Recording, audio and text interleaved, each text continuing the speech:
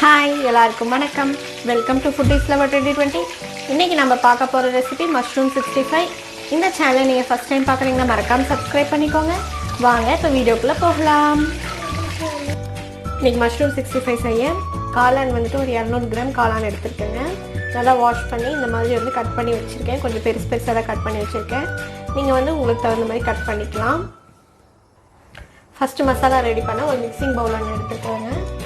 இதில் வந்து 2 ஸ்பூன் அளவுக்கு கடலை மாவு போட்டுக்கிறேன். 2 ஸ்பூன் அளவுக்கு அரிசி மாவு எடுத்துக்கலாங்க. 1 ஸ்பூன் அளவுக்கு கடலை மாவு, இஞ்சி பூண்டு பேஸ்ட் வந்துட்டு ஒரு அரை ஸ்பூன் சேர்த்துக்கிறேன். கருவேப்பிலை வந்து கொஞ்சம் பொடி பொடியாக கட் பண்ணி வச்சுருக்கேன், அதையும் சேர்த்துக்கலாம்.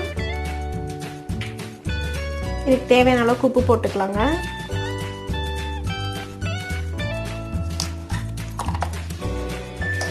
அடுத்தது மசாலா பார்த்தீங்கன்னா 1 ஸ்பூன் அளவுக்கு வந்துட்டு காஷ்மீரி சில்லி பவுடர் எடுத்துருக்கேன். நல்லா கலர் கொடுக்கணுங்காட்டி நீங்கள் வந்து நார்மல் சில்லி பவுடர் எடுத்துக்கலாம். அரை ஸ்பூன் அளவுக்கு கரம் மசாலா, ஒரு 1/4 ஸ்பூன் அளவுக்கு மஞ்சள் தூள் எடுத்துருக்கேன், அதையும் சேர்த்துக்கிறேன். இப்போ இது கொஞ்சம் கொஞ்சமாக தண்ணி சேர்த்து நல்லா பேஸ்ட் ஆட் பண்ணிக்கணுங்க.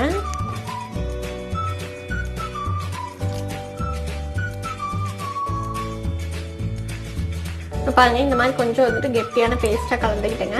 இப்போ வந்து இதில் வந்து நம்ம கட் பண்ணி வச்சுருக்கோம்ல மஷ்ரூம், அதை சேர்த்துக்கலாம். இது இப்போ நல்லா கலந்துக்கலாங்க. எல்லா பக்கம் மசாலா படுற மாதிரி நம்ம நல்லா கலந்துக்கலாம்.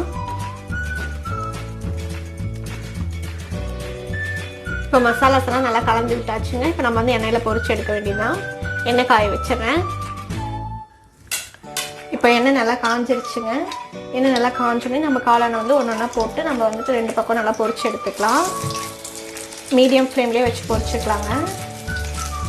அப்போ தான் உள்ளெல்லாம் நல்லா வேகும்.